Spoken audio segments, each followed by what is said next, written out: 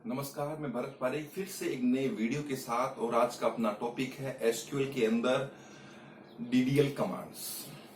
DDL command के बारे में हम पढ़ेंगे। 5 कमांडें आती है डीडीएल के अंदर, यानी डेटा डेफिनेशन लैंग्वेज। जो आपकी कैटेगरी है एसक्यूएल की कमांडों की, जो क्लासिफिकेशन कर रखा है, उस कैटेगरी के अंदर पहली कमांड आती है अपने पास में डीडीएल की। उसका नाम है क्रिएट टेबल। कमांड का नाम क्या है? Create table command. पहली कमांड आपके पास में क्रिएट टेबल। देखिए, मैं आपको थोड़ा इसके बारे में समझा रहा हूं। मैं आपको कहूं कि आपको एक टेबल बनाना है, डेटाबेस की बात नहीं कर रहा हूं, सबसे पहले दूसरी बात कर रहा हूं। तो टेबल बनाने के लिए सबसे पहले आप क्या करेंगे? उसका स्कीमा तैयार करेंगे। क्या तैयार करेंगे आप? उसका स्कीमा क्रिएट करेंगे। क्लियर है? यानी सबसे पहले आप ये कार्य करेंगे। कौन सा कार्य करेंगे? आप सबसे पहले स्कीमा बनाएंगे। इस तरीके से आप ये कहेंगे या सोचेंगे कि मुझे इस टेबल में कौन कौन से कॉलम को रखना है। तो जैसे कि मैंने आपको कहा कि मुझे रोल नंबर कॉलम रखना है, फिर मुझे नेम रखना है, फिर मुझे परसेंटेज रखनी है। इस तरीके से मुझे 3 कॉलम रखना है। तो सबसे पहले मैं तैयार करूंगा इसका स्कीमा, इसकी लॉजिकल डिजाइन। ठीक है? यानी ऐसा नहीं है कि सबसे पहले हम वैल्यू स्टोर कर देंगे। वैल्यू स्टोर नहीं होती है, सबसे पहले उसका ढांचा तैयार होता है। तो जिस तरीके से ढांचा तैयार हुआ, और ढांचा किस तरीके से तैयार हुआ, आपने सबसे पहले कॉलम का नाम रखा, उसके बाद में आपने दूसरे कॉलम का नाम रखा, उसके बाद में आपने तीसरे कॉलम का नाम रखा, और उसके बाद में आपने वैल्यू स्टोर की। Is that clear? उसी तरीके से हम क्या करेंगे? सबसे पहले स्कीमा बनाएंगे। सबसे पहले क्या बनाएंगे? स्कीमा। और स्कीमा बनाने के लिए, उसका ढांचा बनाने के लिए हम कमांड पढ़ेंगे। कौन सी कमांड?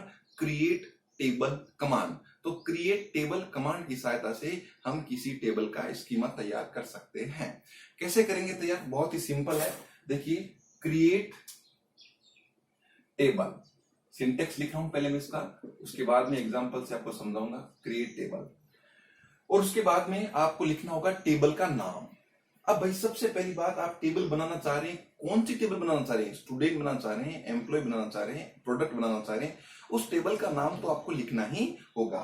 तो आपने लिखा क्रिएट टेबल, और आपने जिस नाम से आप टेबल बनाना चाहते हैं वो टेबल का नाम आपने रख दिया। ठीक है? तो यहां पर मैं लिख देता हूं टेबल नेम, यानी यहां पर आपको टेबल का नाम लिखना है।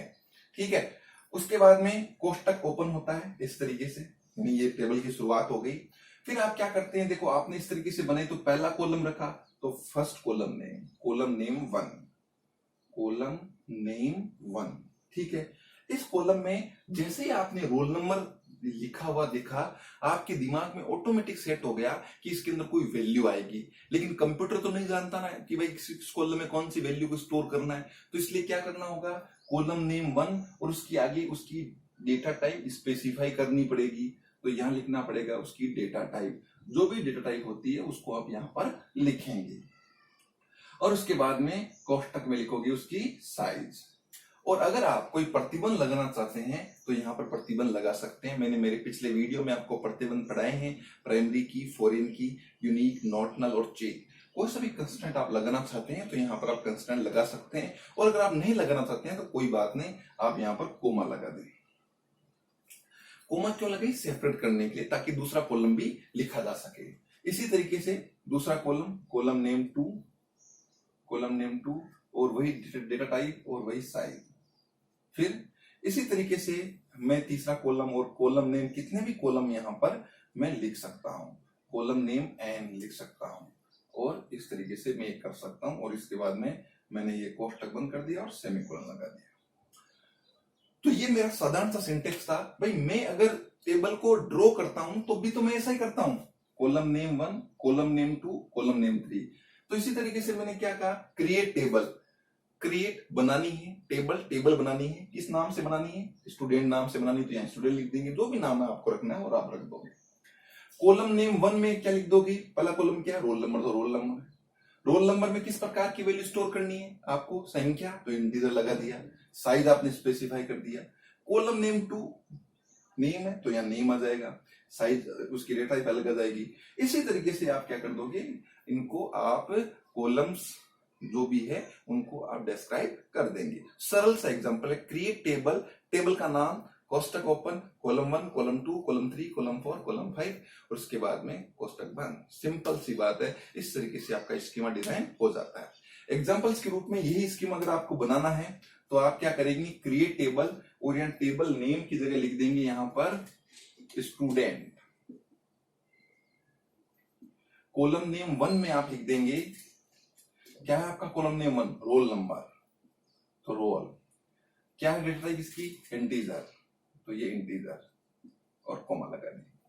वैसा ही ये वेरिएबल डिक्लेरेशन ही है, C++ में डेटा टाइप पहले आती है, वेरिएबल का नाम बाद में लिखा जाता है। इस ये थोड़ी अलग है, अलग प्रोग्रामिंग लैंग्वेज के अलग ही लॉजिक होते हैं। तो इसमें पहले अपन वेरिएबल का नाम लिखेंगे, उसके बाद में डेटा टाइप लिखेंगे। दूसरा कॉलम कौन सा आपका, दूसरा कॉलम है नेम, तो यहां लिख दिया नेम और यहां लिख दिया वेयर केयर। ये मैं पढ़ाऊंगा आपको आगे क्या है ये कॉलम, कोष्टक साइज। यहाँ पर साइज स्पेसिफाई कर दी, इंटीजर में साइज देने की जरूरत नहीं है, वैसे ये 32,700 रेंज होगी। और वेयर केयर में यहाँ पर मैंने साइज दे दी 20, यानी मेरा नाम 20 कैरेक्टर तक स्टोर हो सकता है। उसके बाद में परसेंटेज, परसेंटेज में फ्लोट कर दिया मैंने 4,2 लिख दिया और ये कॉमा। अब देखिए सरल सा एक सिंटेक्स मैंने आपको लिखा है, रोल नंबर इंटीजर के लिए, नेम वेयर कैरेक्टर के लिए, परसेंटेज फ्लोट के लिए हो गया। अब आप कहोगे ये 4,2 क्या है, 4 तो टोटल साइज है, 2 है प्रिसिशन, यानी टोटल संख्या कितनी होगी, 4 होगी और पॉइंट के बाद में कितनी हो सकती है, 2। जैसे 99.99 है तो टोटल संख्या कितनी है, 4 है और पॉइंट के बाद में कितनी है, 2 है। इस तरीके से ये आपका हो गया टोटल डिजिट्स, ये हो गई प्रिसिशन, ये होगी इसकी साइज और इंटीजर में हमने साइज स्पेसिफाई नहीं की है। तो इस तरीके से जब आप ये लिखोगे और जब आप इस कमांड को लिख करके जब आप इस कमांड को रन करोगे तो इस प्रकार का एक स्ट्रक्चर तैयार हो जाएगा, इस प्रकार का एक ढांचा आपका क्रिएट हो जाएगा। तो इस तरीके से ये आपका एक ढांचा बनता है, एक टेबल क्रिएट होती है। यानी टेबल क्रिएट होने के लिए आपको क्या करना है, टेबल क्रिएट करने के लिए आपको क्रिएट टेबल कमांड को काम में लेना है। क्रिएट टेबल, टेबल का नाम, उसके बाद में जो भी कॉलम आपको रखने हैं, अगर आपको यहाँ पर 20 कॉलम रखने हैं तो पहला कॉलम, दूसरा कॉलम, तीसरा कॉलम, चौथा कॉलम, 500 कॉलम, इस तरीके से आप पहले कॉलमों का नाम लिख लें। उसके बाद में उन कॉलमों में किस प्रकार की वैल्यू आपको स्टोर करनी है उनकी डेटा टाइप लिख लें। फिर अगर आपको लगता है कि साइज देनी है तो साइज स्पेसिफाई कर दें, कोई प्रतिबंध लगाना है तो आप प्रतिबंध स्पेसिफाई कर दें और उसके बाद में आप इसको कोमा से सेपरेट कर दें। इतना सा आपको काम करना है। अब जैसे मैंने कोई प्रतिबंध नहीं लगाया है तो यहाँ पर मैंने नहीं लिखा, यहाँ कंस्ट्रेंट अप्लाई नहीं हुआ। अगर मैं कंस्ट्रेंट लगाता, यहाँ लिख देता प्राइमरी की, तो क्या होता, ये रोल नंबर कॉलम पर प्राइमरी की प्रतिबंध भी ऐड हो जाता। तो टेबल बनाते समय आप क्या कर सकते हैं, कोई भी प्रतिबंध लगा सकते हैं, बाद में भी आप प्रतिबंध को ऐड कर सकते हैं, कोई दिक्कत, कोई इश्यू नहीं है, लेकिन आप बनाते समय भी प्रतिबंध को अप्लाई कर सकते हैं। तो इस तरीके से आप क्या करते हैं, एक टेबल का स्कीमा तैयार करते हैं। अभी इसके अंदर कोई वैल्यू स्टोर नहीं हुई है, अभी तो केवल इस तरीके का एक ढांचा बना है। वैल्यू स्टोर अब होगी, तो वैल्यू स्टोर करने के लिए वैल्यू वाली कमांड कौन सी है, डीएमएल कमांड है, उनको पढ़ना पड़ेगा। ये कमांड कौन सी है, ढांचे के लिए, स्कीमा के लिए, तो ये कमांड कौन सी होगी, डीडीएल, जो ढांचे पर काम करती है, डीडीएल, स्ट्रक्चर पर काम करती है, डीडीएल, जो वैल्यू पर काम करती है, डीएमएल, वो कमांड कौन सी है, डीएमएल। क्लियर है? तो कल अपन इसके अंदर वैल्यू स्टोर करेंगे और आगे की चर्चाएं हम करेंगे अपने अगले वीडियो के अंदर। उम्मीद कर रहा हूं ये चीजें आपको समझ में आई है।